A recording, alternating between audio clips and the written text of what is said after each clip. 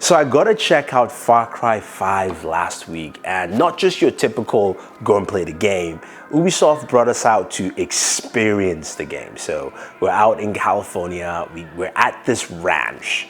Yes, a ranch with horses, barn stables, more horses, some hay, to give us the experience of what Far Cry 5 is all about. The game now takes place in Montana. There's this crazy cult called Eden's Gate, and they've also got a crazy cult leader called the Father. Yeah, comes up as this kind of like Matthew McConaughey trippy type dude, and it was nuts because Ubisoft wanted to give us a really rich experience of what the game is like, which is pretty awesome, but also what the game experience is like as well.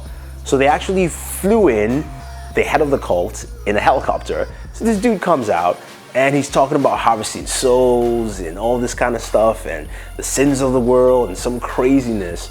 And it was actually cool to actually have that whole setup there. But it got me thinking. It got me thinking about Far Cry 5.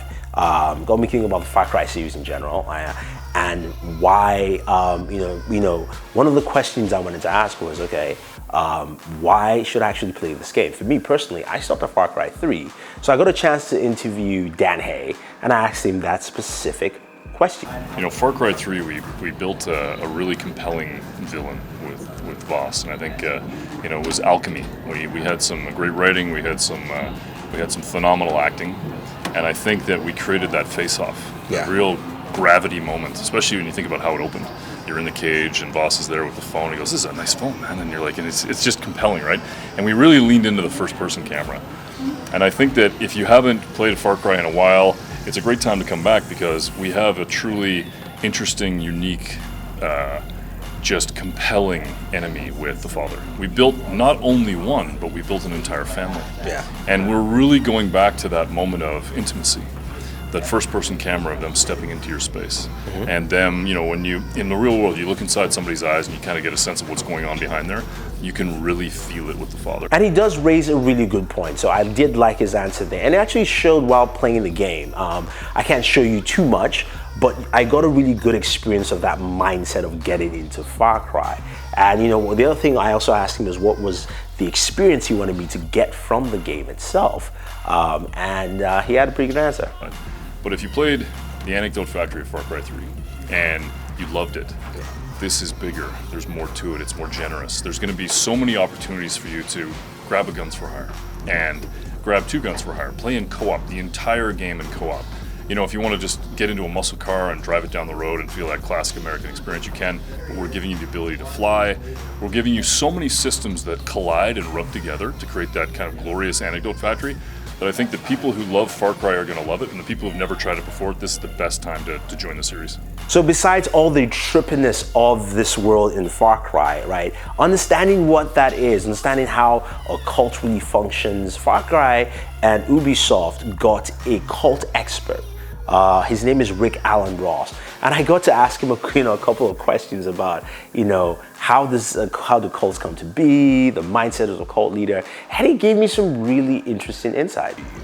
Joseph Seed is the most scary kind of cult leader. He's a cult leader that truly believes in what he's doing. He's not a cynical con man, just a manipulator. He's a droid at controlling and manipulating people. But at the same time, he truly believes in what he's doing. And when you have a cult leader that totally believes in what they're doing, there is no limit to what they will do. Yeah, this dude was really useful. The reason I say that is that when you get to play the game, you get to see some really trippy stuff and craziness that goes on. And actually just showcases well within the game itself. The gameplay is actually pretty solid.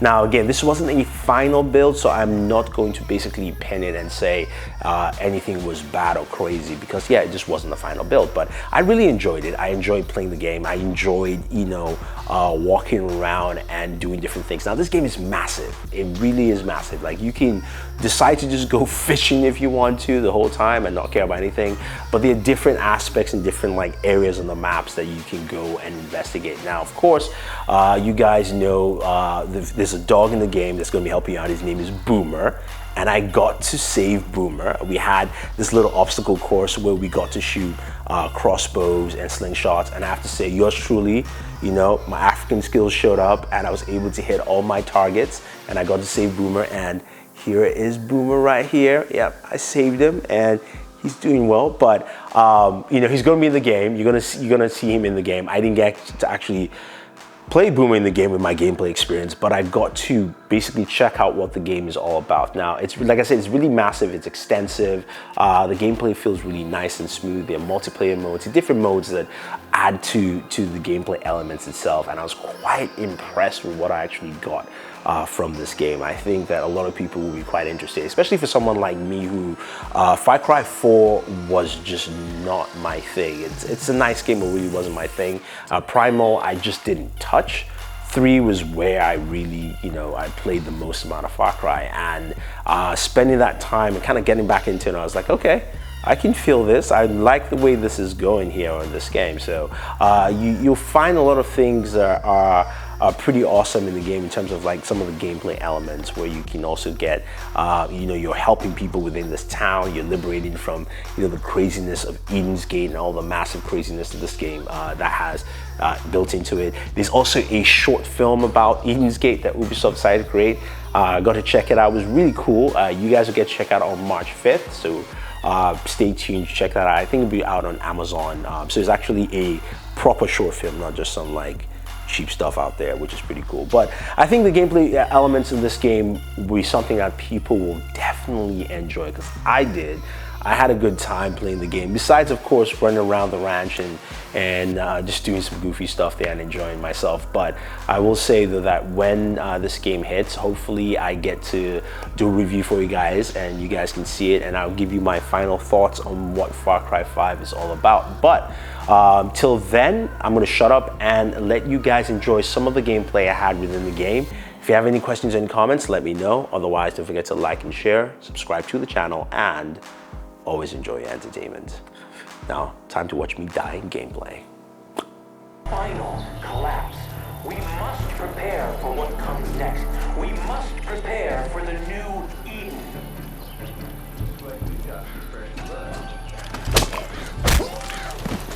No